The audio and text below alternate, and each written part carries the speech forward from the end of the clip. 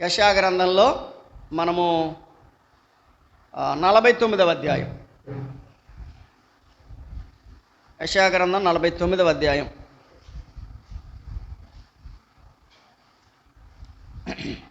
మొదటి వచనం. ద్వీపములారా నా మాట వినుడి, దూరముననున్న జనులారా ఆలకించుడి.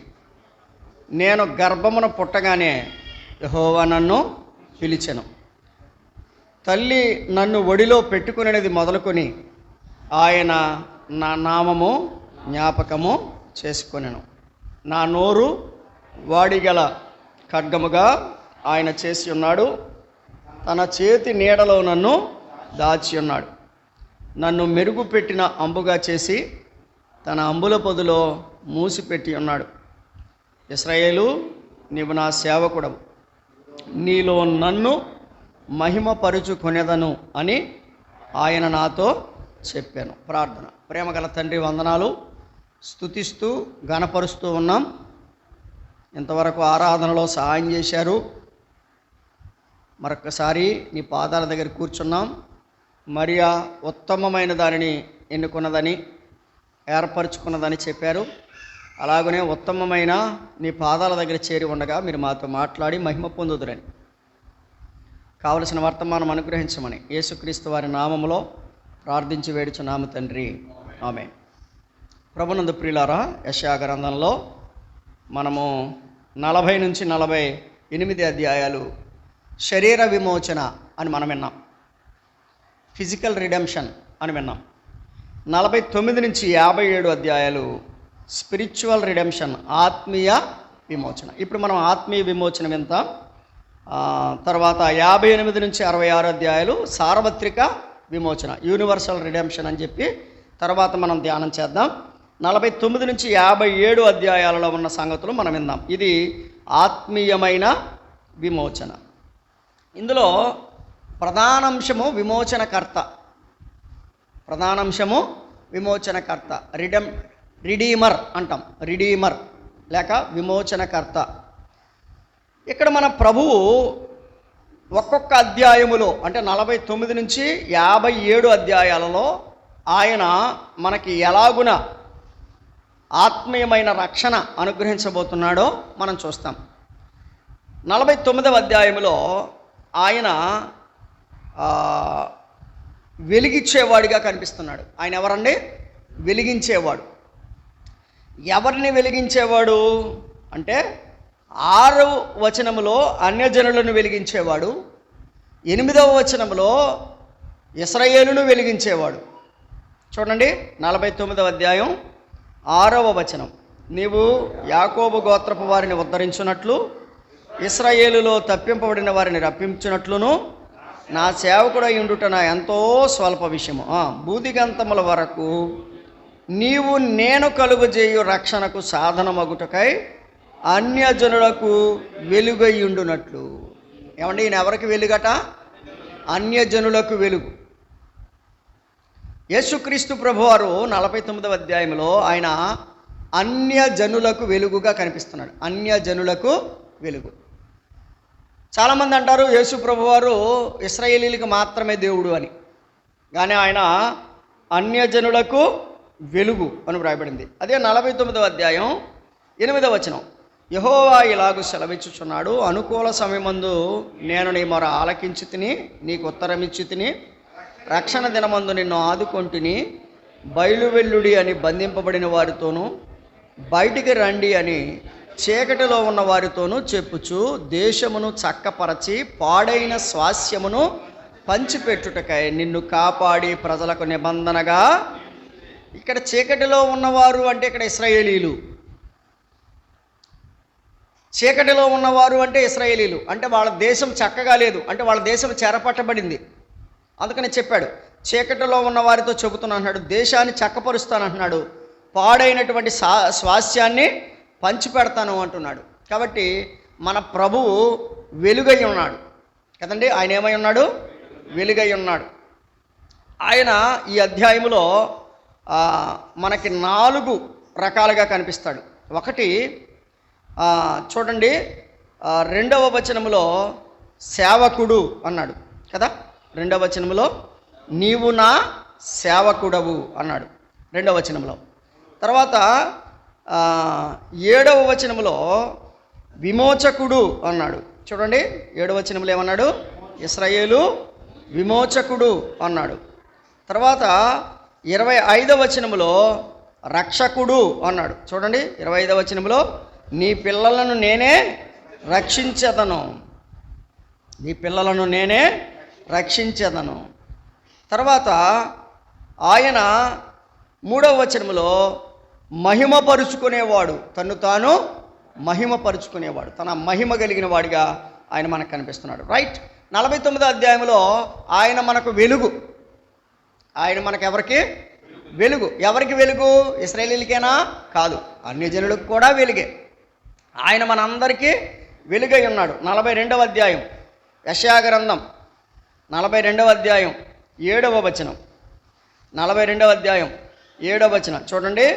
గుడ్డివారి కన్నులు తెరుచుటకును, బంధింపబడిన వారిని చెరసాల నుండి వెలుపలికి తెచ్చుటకును, చీకటిలో నివసించు వారిని బందీగృహంలో నుండి వెలుపలికి తెచ్చుటకును యెహోవానగు నేనే నీతి విషయములో నిన్ను పిలిచి నీ చేయి పట్టుకొని ఉన్నాను, నిన్ను కాపాడి ప్రజల కొరకు నిబంధనగాను అన్యజనులకు వెలుగుగాను నిన్ను నియమించి ఉన్నాను. ఆయన వెలుగుగా నియమించబడినవాడు. 16వ వచనం కూడా చదువుదాం. వారెరగని మార్గమున గుడ్డివారిని తీసుకొని వచ్చేదను, వారెరుగని త్రోవలో వారిని నడిపింతును, వారి ఎదుట చీకటిని వెలుగుగాను వంకర త్రోవలను. అమ్మాయి వినండి, మన ఎదుటగా అంధకారం ఉంది, మన ఎదుట అంధకారం ఉంది. ఏమోరా బాబు ఏం చేయాలి అర్థం కావట్లేదు, అంధకారంగా ఉంది నా పరిస్థితి అంటాం. అంధకారం ఉన్నప్పుడు ఆధారపడాల్సింది దీపం పైన, అంతేనా? ఇప్పుడు రాత్రి పొలం వెళ్ళాలి, టార్చ్ లైట్ పట్టుకెళ్ళాలి. చీకటిగా ఉన్నప్పుడు ఏం కావాలి? వెలుగు కావాలి. అంధకారంలో ఉన్నాం మనం, మనకి చూసినంత మేరలో దారి కనిపించట్లా, దారి కనిపించట్లేదు. కాబట్టి మనం ఏం చేయాలంటే వెలుగు మీద ఆధారపడాలి, వెలుగుపై ఆధారపడాలి. కాబట్టి ఆయన వెలిగిచ్చేవాడు. 60వ అధ్యాయం యెషయా గ్రంథమే, యెషయా గ్రంథం 60వ అధ్యాయం 19వ వచనం. 60వ అధ్యాయం 19. ఇక మీదట పగలు సూర్యుని ప్రకాశము నీకు వెలుగుగా ఉండదు, నీకు వెలుగుచ్చుటకై చంద్రుడి యొక్క ప్రకాశింపడు, యెహోవాయే నీకు నిత్యమైన వెలుగవును. ఎవరండి? కరెంట్ ఆగిపోయింది అనుకోండి, జనరేటర్ వేయండిరా. కరెంట్ ఆగిపోయింది అనుకోండి, అయ్యా ఆపేయండిరా, ఈ ఆపేయండిరా అంటాం మనం కదా. మరి మన ప్రభు ఎవరట? సూర్యుడు చంద్రుడు లాంటి వాడు కాదు ఆయన. ఆయన నిత్యమైన వెలుగు. ఆయన ఎవరండి? నీకు సూర్యుడు అక్కర్లేదు, నీకు చంద్రుడు అక్కర్లేదు. 20వ వచనం. నీ సూర్యుడుక అస్తమించడు, నీ చంద్రుడు క్షీణించడు, యెహోవాయే నీకు నిత్యమైన వెలుగుగా ఉండును, నీ దుఃఖ దినములు సమాప్తములగును. నీకెంత చీకటి ఉన్నా, నువ్వెంత చీకటిలో ఇబ్బంది పడుతున్నా, చీకటి అంటే ఇరుకులు, సమస్యలు, చీకటి అంటే పాపము, చీకటి అంటే వేదన, ఈ చీకటిలో నువ్వెంత బాధపడుతున్నా వెలుగు మీద ఆధారపడితే ఆయన నీకు నిత్యమైన వెలుగు గనక ఆయన ఏం చేస్తాడో తెలుసా?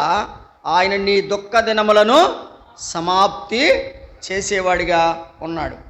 మీకా గ్రంథము 7వ అధ్యాయము, మీకా గ్రంథము 7వ అధ్యాయం, పేజీ నెంబర్ 767. మీకా గ్రంథము 7వ అధ్యాయము 8వ వచనం చదువుదాం. నా శత్రువా, నా మీద అతిశయింపవద్దు, నేను క్రింద పడినను తిరిగి లేతును, నేను అంధకారమందు కూర్చున్నను, యెహోవా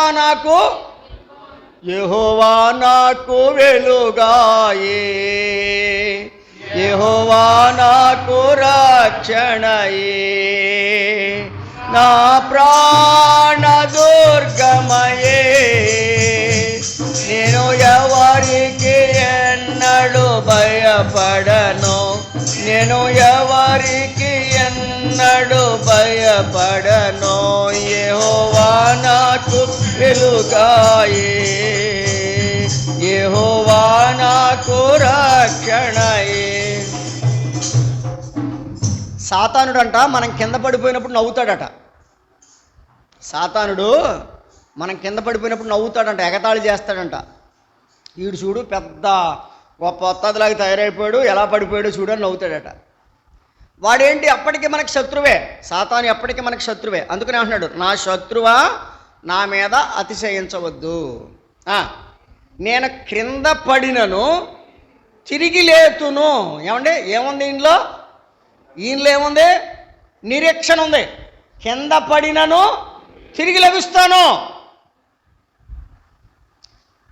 తిరిగి లెగుస్తాను, కింద పడినా తిరిగి లెగుస్తాను. కారణం ఏంటంటే నేను అంధకారమందు కూర్చున్నాను, యెహోవా నాకు వెలుగుగా ఉండును.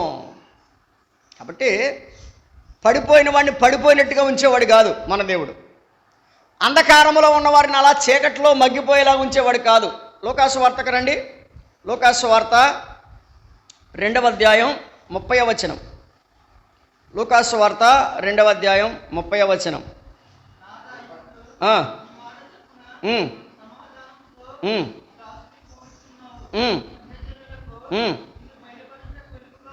అన్యజనులకు నిన్ను బయలుపరచుటకు వెలుగుగాను, నీ ప్రజలైన ఇశ్రాయేలుకు మహిమగాను, నీవు సకల ప్రజల ఎదుట సిద్ధపరిచిన నీ రక్షణ నేను కన్నులారా. అన్యజనులకు వెలుగుగాను, నీ ప్రజలకు మహిమగాను. అన్యజనులకు వెలుగుగాను, నీ ప్రజలకు మహిమగాను. యేసు ప్రభు వారు యోహాను సువార్త 12వ అధ్యాయంలో కూడా చాలా విశేషమైన మాట, ఒక మాట చెప్పారు. చూడండి, యోహాను సువార్త 12వ అధ్యాయం 46వ వచనం. నాయందు విశ్వాసముంచు ప్రతివాడు చీకటిలో నిలిచి ఉండకుండునట్లు. ఎక్కడ ఉండకూడదంట? చీకటిలో నిలిచి ఉండకుండునట్లు నేను ఈ లోకమునకు వెలుగుగా వచ్చి ఉన్నాను. నా యందు విశ్వాసం ఉంచి వాడు చీకటిలో ఉండకూడదు, చీకటిలో ఉండకూడదు. కాబట్టే నేను వెలుగుగా వచ్చాను. కాబట్టి నా యందు విశ్వాసం ఉంచేవాడు ఏమై ఉండాలంటే వెలుగుగా ఉండాలి, వెలుగులో ఉండాలి. కాబట్టి 49వ అధ్యాయము యెషయా గ్రంథము, ఆయన వెలుగై ఉన్న దేవుడిగా కనిపిస్తూ ఉన్నాడు.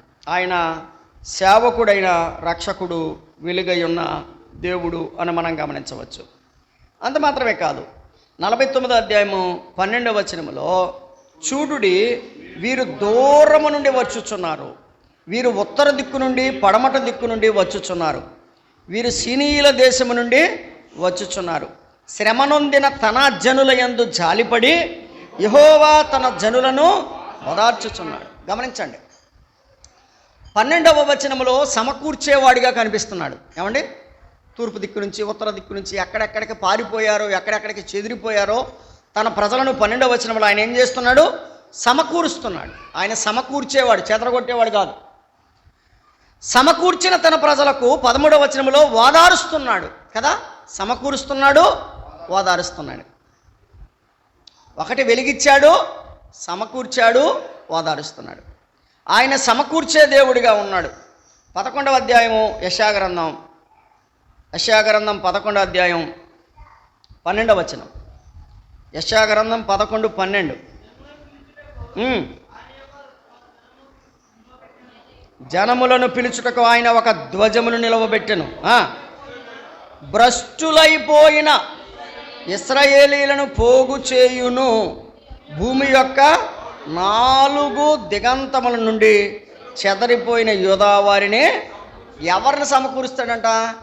భ్రష్టులైపోయిన వాడిని, చెదిరిపోయిన వాడిని. అమ్మా, దేవుని ప్రేమ అంత గొప్పదో చూసారా? భ్రష్టులైపోయిన వాడిని ఎవడైనా కావాలనుకుంటాడా? భ్రష్టుడా, నువ్వు అసలు నాకు వద్దు, నా ఇంట్లోంచి పోతలకి అంటారు. భ్రష్టుడైన పిల్లలను తల్లిదండ్రులు ఏమంటారు? పోరావతలకి అంటారు. కానీ ప్రభు ఏం చేస్తున్నాడు? ఏమండి, భ్రష్టులైపోయిన ఇశ్రాయేలీలను పోగు చేయును. ఎవరిని? కాబట్టి మనం ఎంత భ్రష్టులమైనా ప్రభు ప్రేమిస్తున్నాడు. ఆయన పోగు చేసేవాడు. భ్రష్టులైన ఇశ్రాయేలీయులను ఆయన పోగు చేస్తున్నాడు. 43వ అధ్యాయం 5వ వచనం. భయపడకుము, నేను నీకు తోడై ఉన్నాను. తూర్పు నుండి నీ సంతానమును తెప్పించదను, పడమటి నుండి నిన్ను సమకూర్చి రప్పించదను. అప్పగించుమని ఉత్తర దిక్కుకు ఆజ్ఞ ఇచ్చేదను, బిగబట్ట వద్దని దక్షిణ దిక్కుకు ఆజ్ఞ ఇచ్చేదను. దూరము నుండి నా కుమారులను, బూదిగంతముల నుండి నా కుమార్తెలను తెప్పించుము. నా మహిమ నిమిత్తము నేను సృజించిన వారిని, నా నామము పెట్టబడిన వారందరినీ నేనే వారిని కలుగు చేసి తిని వారిని పుట్టించిన వాడను. ఎన్ని దిక్కుల నుంచి పిలుస్తున్నాడండి? 4 దిక్కుల నుంచి కూడా పిలుస్తున్నాడు. 4 దిక్కుల్లో ఉన్న భ్రష్టుల్ని పిలుస్తున్నాడు. 4 దిక్కుల్లో ఉన్న ప్రజలందరినీ పిలుస్తున్నాడు. ఆయన పోగు చేసే దేవుడిగా ఉన్నాడు. ఆయన సమకూర్చేవాడిగా ఉన్నాడు. 2 పేజీలు తిప్పండి. 49వ అధ్యాయం 5వ వచనం చదువుదాం. యెహోవా దృష్టికి నేను ఘనుడనైతిని, నా దేవుడు నాకు బలమాయను. కాగా తనకు సేవకుడయుండి తన యొద్దకు యాకోబును తిరిగి రప్పించుటకు, ఇశ్రాయేలు ఆయన యొద్దకు సమకూర్చబడుటకు నన్ను గర్భమున పుట్టించి యెహోవా ఇలాగో. అయితే ఇప్పుడు ఇంతకీ మన ప్రభువు వెలిగించేవాడు, మన ప్రభువు సమకూర్చేవాడు. ఏమండి? తిరిగి రప్పించడం అంటే వెలిగించి తిరిగి రప్పించి, నువ్వు ఎక్కడికి పోయినా ఎలాగున్నా చివరికి నువ్వు నా దగ్గరికి రమ్మని ప్రేమతో ఆయన ఏ దిక్కులో నీవు ఉన్నా ఆయన నిన్ను ప్రేమించేవాడిగా ఉన్నాడు. అదే మనము కొంచెం ముందుకెళ్తే 54వ అధ్యాయం 7వ వచనం. 54:7. నిమిషమాత్రము నేను నిన్ను విసర్జించి తిని గొప్ప వాత్సల్యముతో నిన్ను సమకూర్చేదను. కాబట్టి మన దేవుడు సమకూర్చేవాడు కదండి. ఎవరన్నైనా సమకూర్చేవాడు. 1 వెలిగించేవాడు, 2 సమకూర్చేవాడు, 3 ఓదార్చేవాడు కదా. ఆయన ఏం చేసేవాడు?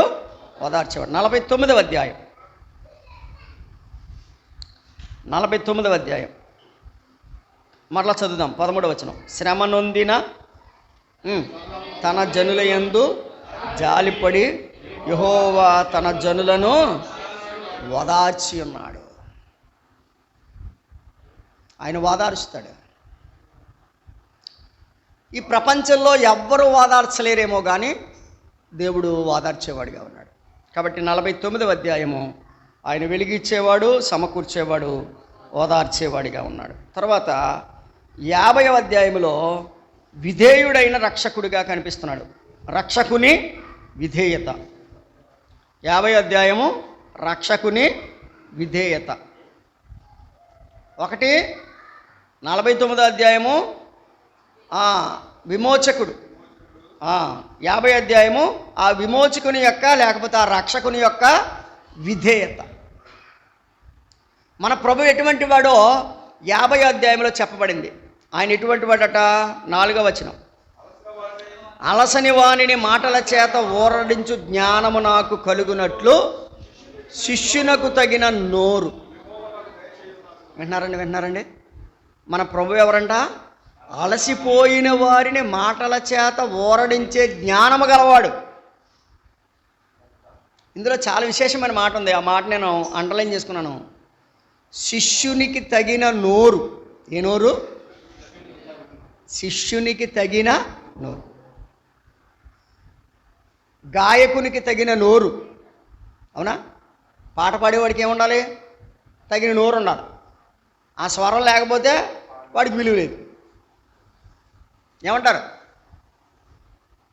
ప్రతి వానికి స్వరం చాలా ప్రాముఖ్యమైంది, నోరు ప్రాముఖ్యమైంది. మనం ఎవరం ఇప్పుడు? మనం ఎవరం? శిష్యులం. మనం ఎవరం? శిష్యులం. అంతేనా? ప్రభువు అన్నాడు, మీరు తండ్రి యొక్క కుమారుని యొక్క పరిశుద్ధాత్మ యొక్క బామలకు బాప్తిస్మలు ఇస్తూ సమస్త జనులను నాకు శిష్యులుగా చేయుడు అన్నాడు. కాబట్టి మనం శిష్యులం. ఫస్ట్ మనం దేవుని శిష్యులం, దేవుని పిల్లలం, శిష్యులం. అయితే దేవుడు రక్షకుని యొక్క విధేయత ఎలా ఉందంటే, ఆయన దేవుడై ఉండి తను తాను ఎలా పిలుచుకుంటున్నాడు? ఆయన శిష్యుడిగా పిలుచుకుంటున్నాడు. నా నోరు ఎటువంటిది అంటున్నాడు? శిష్యునికి తగిన నోరు. అమ్మ విన్నారా? శిష్యునికి తగిన నోరు. ఇప్పుడు శిష్యుడు ఉన్నాడంటే శిష్యుడికి ఎవరుంటారు? పైన గురువు గారు ఉంటారు. శిష్యుడు ఉన్నాడంటే గురువు గారు ఉంటారు. గురువు గారి ముందు శిష్యుడు ఏమి ఎత్తకూడదు? నోరెత్తడానికి వీల్లేదు. అవునా? శిష్యునికి తగిన నోరు అంటే గురువు గారి కంటే ఎక్కువగా మాట్లాడకూడదు శిష్యుడు. మాట్లాడొచ్చా? ఇక్కడ చెప్పాడు శిష్యునికి తగిన నోరు అన్నాడు. తర్వాత శిష్యుడు వినునట్లుగా నేను వినుటకై ఆయన ప్రతి ఉదయమున నాకు వినుబుద్ధి పుట్టించుచున్నాడు. తగిన నోరుంది, తగిన చెవులున్నాయి కదా. నా చెవికి వినుబుద్ధి పుట్టించాడు అంటే తగిన నోరు, తగిన చెవి. శిష్యుడికి ఉండాల్సిన రెండు ముఖ్యమైనవి. ఒకటి వినాలి, రెండవది మాట్లాడాలి. యేసుప్రభు వారు తను ఎలా పోల్చుకున్నాడు చెప్పండి? శిష్యుడిగా. మరి మనం ఎలా పోల్చుకుంటున్నాం? బిరుదులు కావాలి మనందరికీ ఈ రోజున, బిరుదులు. మొన్న పిల్లల స్కిట్ వేస్తా వాళ్ళ పాటలో ఓ పాటని చెప్పారు. వీళ్ళ తాత బిషప్ అంటండే, వీళ్ళ నాన్న రెవరెండ్ అంట, ఈడేమో 22 అంటాను. మనకేం కావాలి? బిరుదులు కావాలి, బిరుదులు. కానీ ప్రభు ఏమని పేరు పెట్టుకున్నాడు? శిష్యుడు. శిష్యుడు ఎలాగ ఉండాలి? శిష్యుడికి ఉండాల్సిన లక్షణాలు 2 మాటలు చెప్తాను. లూకాసు వార్త 14వ అధ్యాయం. లూకాసు వార్త 14వ అధ్యాయం. యేసుప్రభు వారే స్వయంగా చెప్పాడు. 14:26 ఎవడైనను నా యొద్దకు వచ్చి తన తండ్రిని, తల్లిని, భార్యను, పిల్లలను, అన్నదమ్ములను, అక్క చెల్లెండ్రను, తన ప్రాణమును సహా ద్వేషింపకుంటే వాడు నాకు శిష్యుడు కానేరడు. శిష్యుడిని అని చెప్పుకుంటే సరిపోదు. అవసరమైతే కుటుంబాన్ని వదిలిపెట్టాలి. కుటుంబాన్ని వదిలిపెట్టాలంటే వాళ్ళని వదిలేసి వాళ్ళ చెట్టు పుట్టాయిలో చేయాలని కాదు. అంటే దేవుని పరిచర్య కొరకు కుటుంబాన్ని వదిలిపెట్టాలి. దేవుని పరిచర్య కొరకు అవసరమైతే ప్రాణాలు వదిలిపెట్టాలి. వాడు శిష్యుడు. గ్రాహం స్టైన్స్ గారు ప్రాణాలు వదిలిపెట్టాడు ప్రభు పరిచర్య కొరకు. గ్రాహం స్టైన్స్, ఫిలిప్పు, తిమోతి, వాళ్ళ ముగ్గురు బిడ్డలు ఒరిస్సాలు. అలాగున ఎంతోమంది ప్రాణాలు వదిలిపెట్టారు శిష్యులంటే వాళ్ళు. 27వ వచనం కూడా చదువుకున్నాం.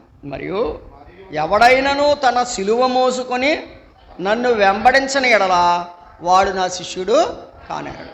రైట్. ఒకటేమో అవసరమైతే అన్నిటిని వదిలిపెట్టి పరిచర్యకి రావాలి. అది 26వ వచనంలో చెప్పిన మాట. 27వ వచనంలో చెప్పిన మాట ఏంటంటే అన్నీ భరిస్తూ పరిచర్య చేయాలి. 27వ వచనంలో ఏం చెప్పాడు? అన్నీ భరిస్తూ పరిచర్య చేయాలి. అన్నీ భరిస్తూ పరిచర్య చేయడం అంటే ఏంటి?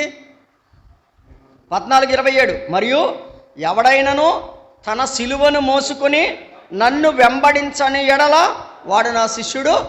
తన సిలువను మోసుకోవడం అంటే ఏంటి? నీకుండే బాధలు నువ్వు పడాలి, నీకుండే ఇబ్బందులు నువ్వు పడాలి, నీ కుటుంబం కోసం కష్టపడాలి.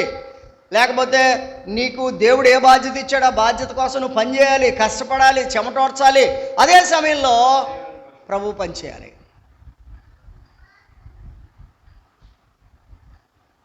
ప్రభువు తన పరిచర్య కొరకు పిలిస్తే అవసరమైతే అన్నీ వదిలిపెట్టి రావాలి.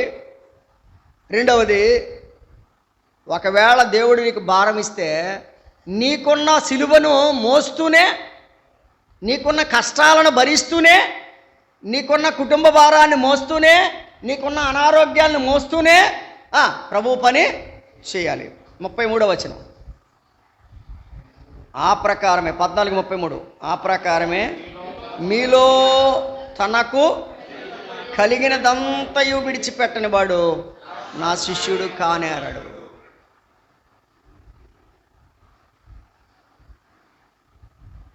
సహోదరులు భగత్ సింగ్ గారు,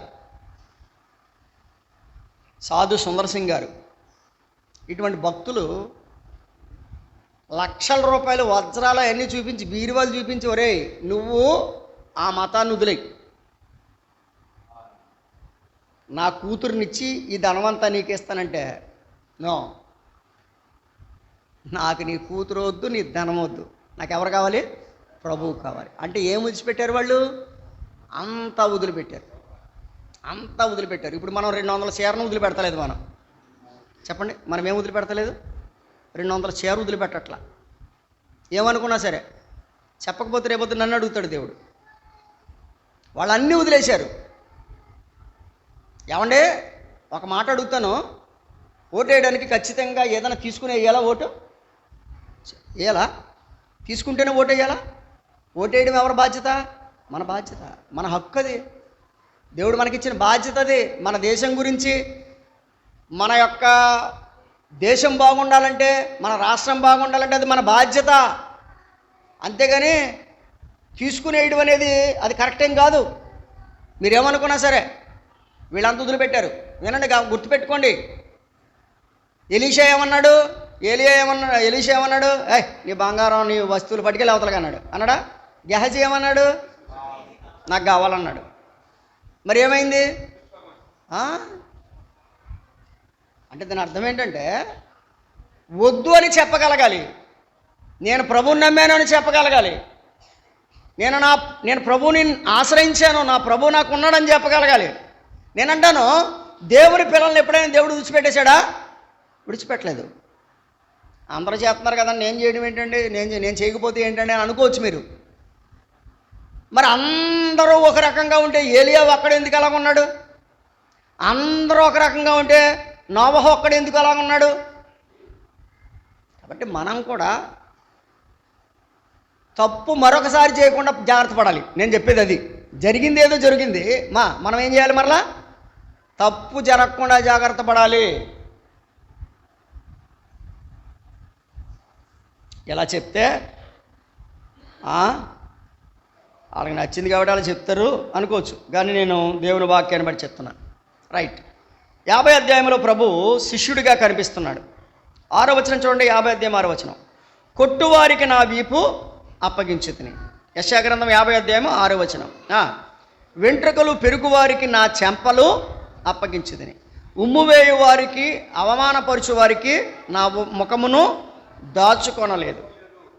చెప్పండి, ఆయన ఎవరట? శిష్యుడట. శిష్యుడు కొట్టేవారికి ఏం అప్పగించాలి? వీపును అప్పగించాలి. అంటే తిరగబడిపోకూడదు. గుర్తుపెట్టుకోండి, మనం దేవుని పిల్లలం కనుక ఇట్టే తిరగబడిపోకూడదు. కోపం అందరికీ ఉండదు, కోపం ఉండదని కాదు, తిరగబడిపోకూడదు. మనకు 2 బళ్ళు ఉంటాయి, ముఖ్యమైన బళ్ళు. ఒకటి తిరగబడి, రెండోది లోబడి. ఏ బడి మంది? తిరగబడి, లోబడి. ఇంకో బడి ఉంది, వెనకబడి. వెనకబడి అంటే ఏంటి? నేను ముందుకు రారు, ఇంకేళ్ళు వెనకాలే ఉంటారు. తెర వెనక కథా కాలక్షేపాలని చేస్తుంటారు, వెనకే ఉంటారు. దిగజారిపోయిన వారు, వెనకబడిన వారు. ఓకేనా? రైట్. ఆయన కొట్టువారికి వీపు అప్పగించాడు, చెంపలు అప్పగించాడు, ముఖం అప్పగించాడు కదా. ఉమ్మి వేసేవారికి, అవమానం చేసేవారికి. ఏమండి 7వ వచనంలో, నా ముఖమును చెక్కుముకి రాతివలే చేసుకుంటే. నేను సిగ్గుపడలేదు. నేనేం పడలేదు? సిగ్గుపడలేదు. మన ప్రభు సిగ్గుపడలేదు. కాబట్టి 50 అధ్యాయంలో ఆయన విధేయుడిగా కనిపిస్తున్నాడు కదండి. ఎలా కనిపిస్తున్నాడు? విధేయుడు. కాబట్టి శిష్యులు ఎలా ఉండాలి? విధేయులుగా ఉండాలి. నేను యేసుప్రభుని నమ్ముకుని 30 సంవత్సరాలు అయిందని చెప్పుకోవడం కాదు. విధేయతలో మనం పెరగాలి. విధేయత. కొన్నిసార్లు చిన్నపిల్లల దగ్గర కూడా నేర్చుకునే విషయాలు ఉంటాయి. వాళ్ళ దగ్గరైనా నేర్చుకోవాలండి. నేను విశ్వాసంలో గొప్పవాడిని అనుకోవడానికి ప్రపంచంలో ఎవడో సరిపోడు. మనకు తెలియని విషయాలు చిన్నపిల్లల దగ్గర నుంచి దేవుడు మనకు ఒక్కసారి బయలుపరుస్తాడు. పెద్దవాళ్ళం అప్పుడు లెంపలేసుకొని ఆ పద్ధతిలో నడవాలి, అంతేగాని నేను గొప్పవాడిని చెప్పేసి అనుకోకూడదు. కాబట్టి 50 అధ్యాయంలో మన ప్రభు విధేయుడిగా కనిపిస్తున్నాడు. 49లో విమోచకుడిగా కనిపించాడు, 50లో ఎలా కనిపించాడు? విధేయుడిగా కనిపించాడు. తర్వాత 51వ అధ్యాయంలో ఆయన పిలుస్తున్నాడు, రక్షకుని పిలుపు. 51వ అధ్యాయంలో ఏం చేస్తున్నాడు? ఆయన పిలుస్తున్నాడు. 5 సార్లు పిలిచాడు. వచనాలు చెప్తానండి, నేను పెద్దగా చూపించాల్సిన అవసరం లేదు. 51వ అధ్యాయం 1వ వచనంలో నా మాట వినుడి అన్నాడు. ఏమని పిలిచాడు? 1వ వచనంలో ఏమన్నాడు? నా మాట వినుడి అన్నాడు. 4వ వచనంలో ఏమన్నాడు? నా ప్రజలారా నా మాట ఆలకించుడి అన్నాడు. 7వ వచనంలో ఏమన్నాడు? నీతిని అనుసరించు వారలారా నా మాట వినుడి అన్నాడు. 17వ వచనంలో ఏమన్నాడు? యెరూషలేమా లెమ్ము లెమ్ము, యెరూషలేమా లెమ్ము లెమ్ము. అంటే అక్కడ ఏం చేస్తున్నాడు? పిలుస్తున్నాడు, లెమ్మని పిలుస్తున్నాడు. అక్కడే ఉండొద్దు, లే లే, అది సరైన స్థలము కాదు అని చెప్తున్నాడు. తర్వాత 21వ వచనం చూడండి. ద్రాక్షరసము లేకయే మత్తురాలవై శ్రమపడిన దానా ఈ మాట వినుము. ఎన్నిసార్లు పిలిచాడు? 5 సార్లు. 51వ అధ్యాయం 1వ వచనంలో నా మాట వినండి అన్నాడు. 4వ వచనంలో నా మాట ఆలకించండి అన్నాడు. 3వ వచనంలో నా మాట వినండి అన్నాడు. 17వ వచనంలో లెమ్ము లెమ్ము అన్నాడు. 21వ వచనంలో ఈ మాట వినుము అన్నాడు. ఇందులో ఈ అధ్యాయంలో నా మాట విన్నవాడిని ఒకరిని చూపిస్తున్నాను అన్నాడు. ఎవరిని చూపించాడో తెలుసా? ఆయన మాట విన్నవాడిని ఒకరిని చూపించాడు. 2వ వచనం, మీ తండ్రి అయిన అబ్రహాము సంగతి ఆలోచించుడి, మిమ్మును కనిన శారా సంగతి ఆలోచించుడి. అతడు ఒంటరి అయి ఉండగా నేను అతనిని పిలిచి తిని. ఎవరిని పిలిచాను? నేను ఒంటరిగా ఉన్నప్పుడు పిలిచాను. ఎవరిని? అబ్రహాముని. పిలుపుకు లోబడ్డాడు అబ్రహాము, లోబడ్డాడు. కాబట్టి ఏం చేశాను? అతని ఆశీర్వదించి అతని పెక్కుమంది అగునట్లు. అంతే. పిలుపుకు లోబడితే ఆశీర్వాదం అండి. నేను నిన్ను పిలుస్తున్నాను, నిన్ను పిలుస్తున్న దేవుణ్ణే ఒకప్పుడు ఎవరిని పిలిచాను? అబ్రహాముని పిలిచాను. నా పిలుపుకు అబ్రహాము లోబడ్డాడు, అతన్ని ఆశీర్వదించాను, అతన్ని పెక్కుమంది అగినట్లు చేశాను. ఈ రోజున నువ్వు కూడా నా పిలుపుకు లోబడితే నేను కూడా నిన్ను ఆశీర్వదిస్తాను. అది 51వ అధ్యాయంలో ఉన్న సంగతి. 52వ అధ్యాయంలో ఉన్న సంగతి ఏంటంటే రక్షకుని యొక్క సిద్ధపాటు. రక్షకుడు ఎలా సిద్ధపడ్డాడు చూడండి. 6వ వచనం, కావున ఇచ్చట నేనేమి చేయవలెను, ఇదే యెహోవా వాక్కు, నా జనులు నా నామము తెలుసుకొందురు, నేనున్నానని చెప్పువాడను నేనే. ఏమండి? యేసుక్రీస్తు ప్రభువారు ఏమని చెప్తున్నాడు తెలుసండి? నేనున్నాను. ఉన్నవాడను అనువాడను కాదు, నేనున్నాను. అంటే ఈ పని ఎవరు చేస్తారు అంటే నేనున్నాను. ఈ అధ్యాయంలోనే 1వ అధ్యాయానికి రండి, లేక 6వ అధ్యాయానికి రండి. యెషయా గ్రంథం 6వ అధ్యాయం 8వ వచనం చూడండి. 6:8 చూడండి. యెషయా ఏమంటున్నాడు చూడండి. అప్పుడు నేను ఎవరిని పంపెదను, మా నిమిత్తము ఎవడి పోవును అని ప్రభువు సెలవీగా వింటిని. అంతటి నేను చిత్తగించుము, నేనున్నాను నన్ను పంపుము, నన్ను పంపుము. అమ్మమ్మ విన్నారా? అప్పుడప్పుడును మన పిల్లల సంగతే చూద్దాం. ఏదో చిన్న పని చెప్దాం అనుకున్నాం అనుకోండి, ఓహో మా డాడీ మా మమ్మీ ఏదో పని చెప్పిలా ఉన్నారని మెల్లిగా సైడ్ అయిపోతారు. వీళ్ళు ఉన్నారు అటువంటి వాళ్ళు. మా డాడీ మమ్మీ పని చెప్పిలా ఉన్నారని మెల్లిగా సైడ్ అయిపోతారు. పర్లేదు, ఏదో రకంగా మమ్మీ చెప్పిన పని చేద్దాం అనుకున్నాడు నిలబడతాడు, సైడ్ అయిపోదాం అనుకున్నాడు సైడ్ అయిపోతారు. అలాగే సంఘంలో కూడా కొంతమంది, ఒకసారి ఒక అబ్బాయిని మేమేమన్నామంటే కొంచెం ఈ వస్తువు పట్టుకెళ్ళి అక్కడ ఇచ్చేసారు అమ్మ అంటే, అప్పటి వరకు అక్కడే నిలబడ్డాడు. ఆ తర్వాత బండేసుకు వెళ్ళిపోయాడు. మేము ఇద్దరం ఉన్నాము. టక్కన బండేసుకుని వెళ్ళిపోయాడు. అంటే ఏంటి? జంప్ అంటే ఏంటి? నేనున్నానా దాని అర్థం. గుర్తుపెట్టుకోండి, దేవుని పిల్లలు తప్పించుకోకూడదు. నా నిమిత్తం ఎవరు పోవును అని ప్రభు అడిగితే యెషయా ఏమన్నాడు? నేనున్నాను. సండే స్కూల్ ఎవరు చూస్తారు? నేనున్నాను. యవనస్తుల మధ్య పరిచర్య ఎవరు చేస్తారు? నేనున్నాను. కాయగూరల దగ్గర ఎవరు పరిచయం చేస్తారు? వంట దగ్గర ఎవరు పరిచయం? నేనున్నాను అనాలండి. అంటేనే మనం ఎదుగుతున్నట్టు, లేదంటే ఇంకా చిన్నపిల్లలుగా ఉన్నట్టే. నేనున్నాను అనే స్థాయికి రావాలి. ప్రభు ఎలా సిద్ధపడుతున్నాడో తెలుసా? ఏమన్నాడు? చదవండి.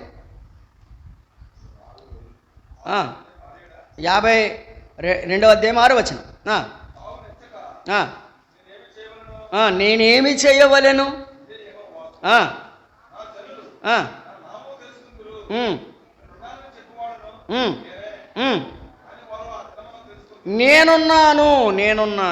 నేనున్నానని చెప్పువాడను. నేనున్నాను. అపోస్తుడైన పౌలు గారు రక్షించబడిన తర్వాత, వినండి, చాలామంది మన జనం ఎలా ఉన్నారంటే, రక్షించబడిపోయిన తర్వాత నాకు పని ఏమీ లేదేమో, ఓ బైబిల్ కొనుక్కోవడం, ఆదివారం నాడు చదువుకోవడం, అప్పుడప్పుడు ప్రార్థన చేసుకోవడం, ఇంకా నాకు పని ఏమీ లేదేమో అనుకుంటున్నారు. అపోస్తుడైన పౌలు గారు రక్షించబడిన తర్వాత అపోస్తుల కార్యాలకు రండి, 9వ అధ్యాయం. అపోస్తుల కార్యముల గ్రంథం 9వ అధ్యాయం 11వ వచనం.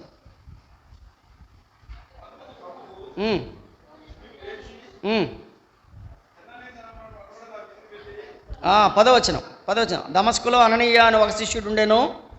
ప్రభు దర్శనమందు అననీయ అని పిలువగా అతడు, ప్రభువా, ఇదిగో నేనున్నాను,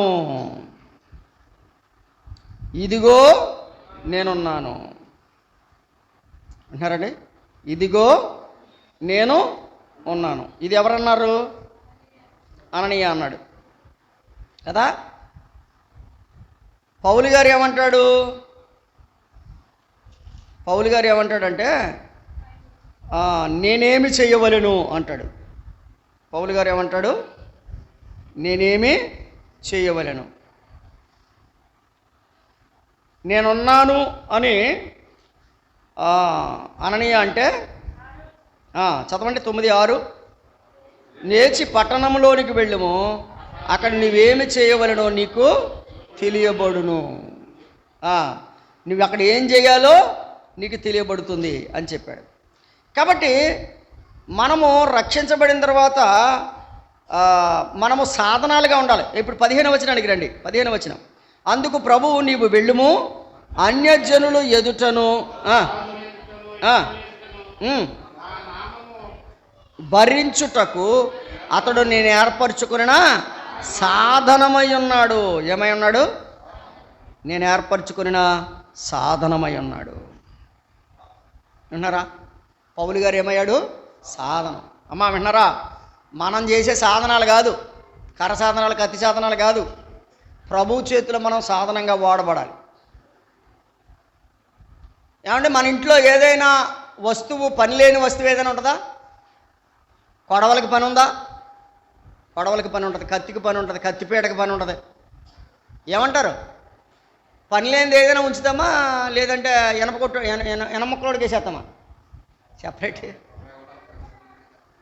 పని లేని దాన్ని ఏం చేస్తారు? తుప్పట్టింది కాబట్టి ఎనముక్కలోడికి వేసేద్దాం. అలాగే తుప్పడితే ఎనముక్కలోడికి వేసేస్తాడు దేవుడు. జాగ్రత్త చూసుకోండి. తుప్పట్టకుండా ఎప్పటికప్పుడు పదును చేసుకోండి.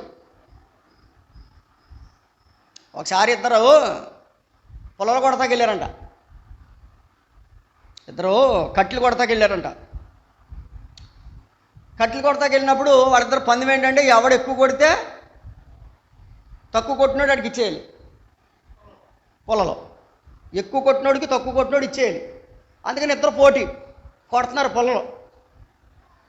కొడుతూ కొడుతూ కొడుతూ ఒకడు పెద్ద కొట్ట చేశాడు. రెండో వాడు కూడా కొడుతున్నాడు. ఒకడు మధ్యలో ఏం చేస్తున్నాడంటే కాసేపు రెస్ట్ తీసుకుంటున్నాడు. ఒకడేమో చెమట కారుతా కారుతా కారుతా కొట్టేస్తున్నాడు. చెమట కారుతా కొట్టాడేమో తక్కువ పొలాలు కొట్టాడు. అప్పుడప్పుడు రెస్ట్ తీసుకున్నప్పుడేమో ఎక్కువ పొలాలు కొట్టాడు. అప్పుడు ఆడు అడిగాడు ఈయన్ని, ఏరా నువ్వు అప్పుడప్పుడు గదంతా కూర్చున్నావు,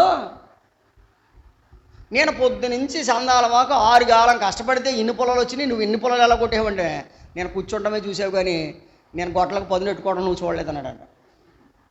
ఏమన్నాడు? నేను కూర్చుంటమే చూసావు కానీ నేను దేనికి పదునెట్టుకున్నాను? గొట్టలో పదునెట్టుకున్నాను. నీ గొట్టలు ఏమైంది? బండబోరిపోయింది. నా గొడ్డలు ఏమైంది?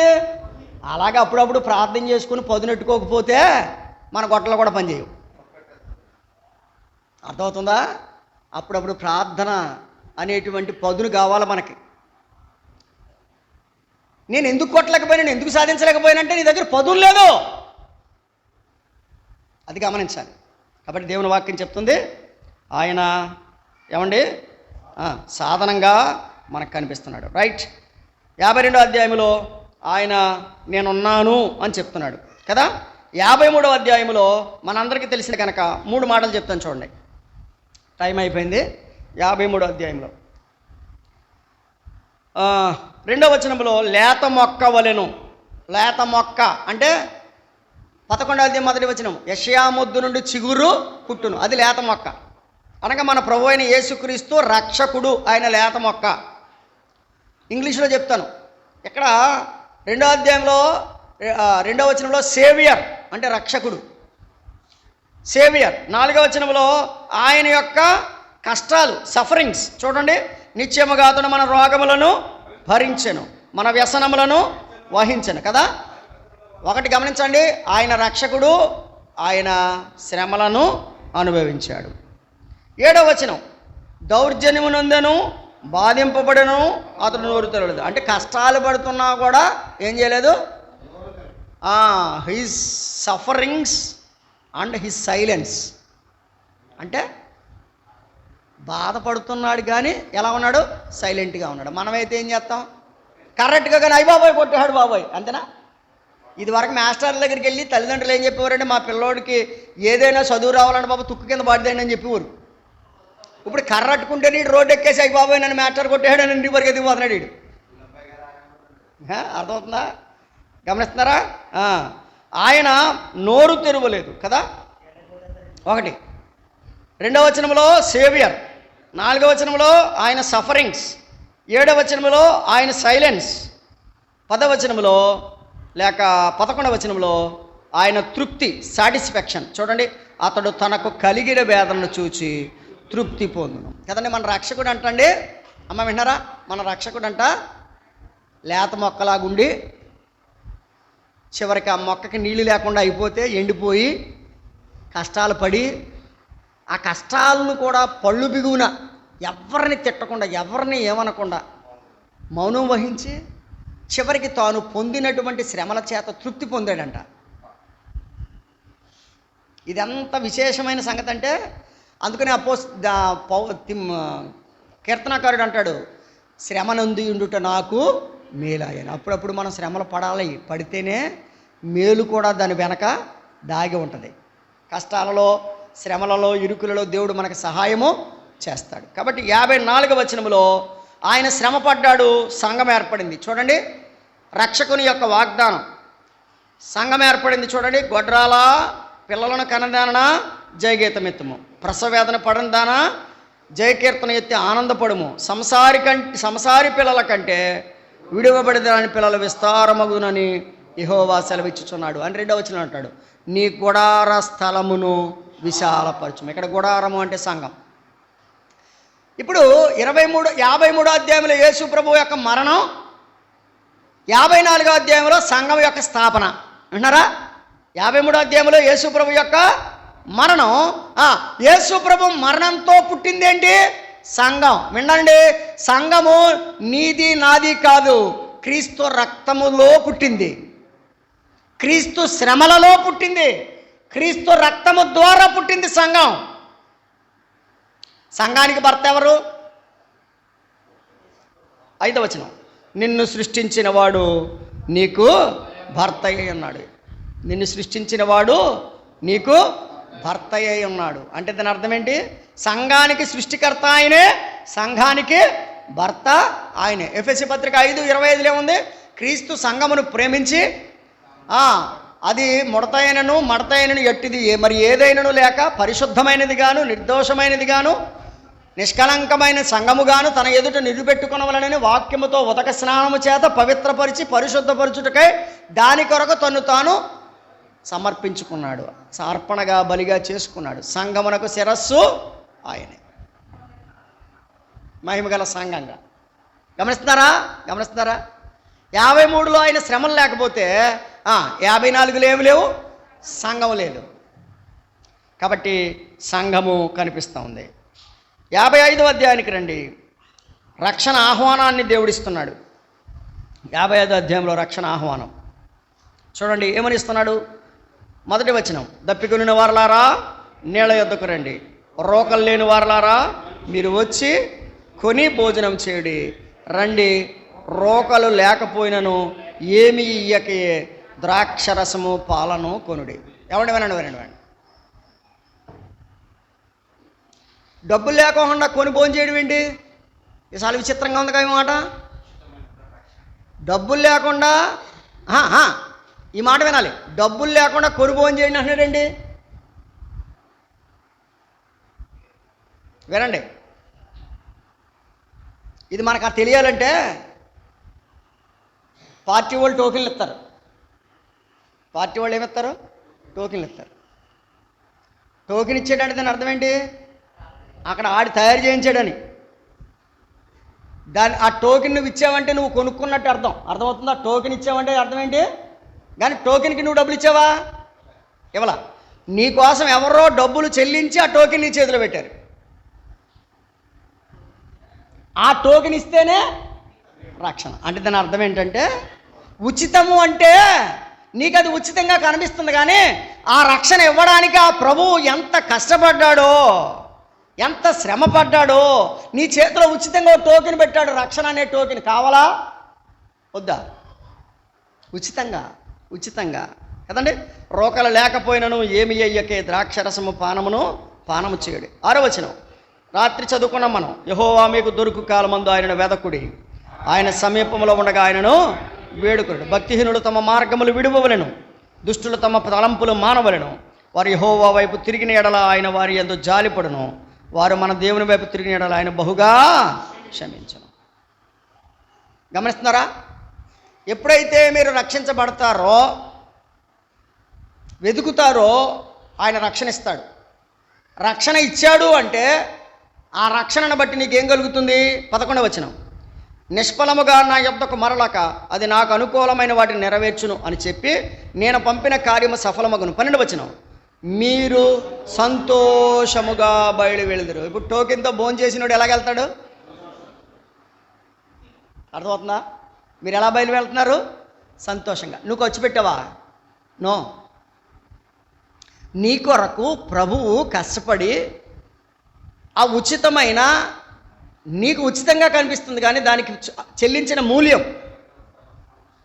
ఆయన శిలువ శ్రమ, ఆయన రోదన, ఆయన వేదన, ఆ రక్షణ నీ చేతిలో పెడితే ఆ రక్షణ పొందిన నువ్వు ఎలాగెళ్తున్నావు ఇప్పుడు? చూడండి, మీరు సంతోషముగా బయలు వెళుదురు, సమాధానము పొంది తోడుకొని పోబడుదురు. కదండి. వ్యభిచారం మంది పట్టబడిన స్త్రీని ప్రభు ఏమన్నాడు? అమ్మా సమాధానం గలదాన వైపొమ్మన్నాడు. అన్నాడా లేదా? అంతవరకు ఆమె జీవితంలో ఏం లేదు, సమాధానం లేదు. ప్రభు దగ్గరికి రండి పిలుస్తున్నాడు ప్రభు. ఆయన రక్షకుడు ఆహ్వానిస్తున్నాడు. అదే సమయంలో ఆయన పిలుపుకు లోబడితే ఆశీర్వదిస్తాడు. ఆయన పిలుపుకు లోబడితే ఏం చేస్తాడు? ఆశీర్వదిస్తాడు. చూడండి 56వ అధ్యాయం 1వ వచనం, యెహోవా ఎలాగ సెలవిచ్చుచున్నాడు, నా రక్షణ వచ్చుటకు సిద్ధముగా ఉన్నది, నా నీతి వెల్లడి అగుటకు సిద్ధముగా ఉన్నది. ఆయన రక్షణ ఎటువంటిదో చూడండి. 3వ వచనం, యెహోవాను హత్తుకొను అన్యుడు నిత్యముగా యెహోవా తన జనుల నుండి నన్ను వెలివేయునని అనుకొనవద్దు. షండు నేను ఎండిన చెట్టును అనుకొనవద్దు. నేను నియమించిన విశ్రాంతి దినములను ఆచరించుచు నాకు ఇష్టమైన వాటిని కోరుకొనుచు నా నిబంధనను ఆధారము చేసుకొనుచున్న షండులను గూర్చి యెహోవా ఇలాగూ సెలవిచ్చుచున్నాడు, నా ఇంటను నా ప్రాకారములోను ఒక భాగము వారికి ఇచ్చేదను. కొడుకులు కూతుళ్ళు అనిపించుట కంటే శ్రేష్టమైన పేరు వారికి పెట్టుచున్నాను. కొట్టివేయబడని నిత్యమైన పేరు వారికి పెట్టుచున్నాను. కదండి, గమనిస్తున్నారా? దేవుడు పనికిరాని మనకి ఆశీర్వాదాలు ఇచ్చేవాడిగా ఉన్నాడు. అన్యులకు ఆశీర్వాదం ఇచ్చాడు, షండులకు ఆశీర్వాదం ఇచ్చాడు. నిజానికి చెప్పాలంటే బైబిల్ గ్రంథంలో ఏమనుందంటే, షండు అంటే నలిగిన వృషణముల గల వాడిని షండు అంటారు. దైవ గ్రంథంలో చెప్పాడు, అది పురుషుడు స్త్రీ కాకుండా పుట్టిన వాడిని షండు అంటారు. అయితే వినండి, షండులు 2-3 రకాలుగా ఉన్నారు. వాళ్ళు దేవుని కొరకు దేవుడు వారిని అలా పుట్టించాడు, లేదా కొంతమంది మనుషుల చేత షండులుగా మార్చబడ్డారు. కొంతమంది దేవుని రాజ్యం కొరకు షండులుగా చేయబడిన వారు ఉన్నారు అన్నాడు. అయితే దేవుని వాక్యం ఏం చెప్తుందంటే అన్యులను ఆశీర్వదిస్తున్నాడు, షండులను ఆశీర్వదిస్తున్నాడు. అంటే దాని అర్థం ఏంటంటే ప్రతి మానవునికి ఆశీర్వాదం ఇవ్వాలని ఆయన యొక్క ఉద్దేశం. రైట్. ఇక ఆఖరి అధ్యాయం, ఈ మాట చెప్పి ముగిస్తాను. 57వ అధ్యాయం. రక్షించబడిన వారు ఎలాగున ప్రభు యొక్క పిలుపును అందుకుంటారో చెప్తున్నాడు. నీతిమంతులు నశించుట చూసి ఎవరును దానిని మనసున పెట్టరు. భక్తులైన వారు తీసుకొని పోబడుచున్నారు, కీడు చూడకుండా నీతిమంతులు కొనిపోబడుచున్నారు అని ఎవరికి కీడు చూడకుండా వెళ్ళిపోతారంట. మనమందరం ఏమంటే గుర్తుపెట్టుకోండి, యేసు ప్రభు మనల్ని పిలిస్తే మనం ఎలా వెళ్ళిపోతాం? కీడు చూడకుండా వెళ్ళిపోతాం. ఇప్పుడు వరకు వెళ్ళిపోయిన వాళ్ళందరూ ఏమయ్యారు? ధన్యులు, కీడు చూడకుండా వెళ్ళిపోయారు. భక్తులైన వారు తీసుకొని పోబడుచున్నారు, కీడు చూడకుండా నీతిమంతులు కొనిపోబడుచున్నారని ఎవరికి తోచదు. వారు విశ్రాంతిలో ప్రవేశించుచున్నారు, తమకు సూటిగానున్న మార్గమున నడుచువారు తమ పడకల మీద పరుండి విశ్రమించుచున్నారు. దేవుని పిల్లలకి ఎంత ధన్యత ఇచ్చాడు చూసారా? సూటిగా ఉన్న మార్గంలో వెళ్ళిపోతాం, కీడు చూడకుండా వెళ్ళిపోతాం, ఏమండి ప్రభు దగ్గరకు వెళ్ళిపోతాం, ఆయనతో నిత్యము ఉంటాం, ఆయన మనతో నిత్యం ఉంటాడు. 15వ వచనం, మహాగణుడు మహోన్నతుడు పరిశుద్ధుడు నిత్య నివాసి అయిన వాడు ఇలా సెలవిచ్చుచున్నాడు, నేను మహోన్నతమైన పరిశుద్ధ స్థలంలో నివసించువాడను, అయినను వినయము గల వారి ప్రాణమును ఉజ్జయింపు చేయుటకును, నలిగిన వారి ప్రాణమును ఉజ్జయింపు చేయుటకును, వినయము గల వారి యొద్దను దీన మనసు గల వారి యొద్దను నివసించుచున్నాను. నేను నిత్యము పోరాడువాడను కాను, ఎల్లప్పుడూ కోపించువాడను కాను. అలాగుండిన ఎడల నా మూలముగా జీవాత్మ క్షీణించును, నేను పుట్టించిన మనుషులు. కాబట్టి దేవుని ఉద్దేశం ఏంటి? మనం క్షీణించిపోవాలనా? కాదు.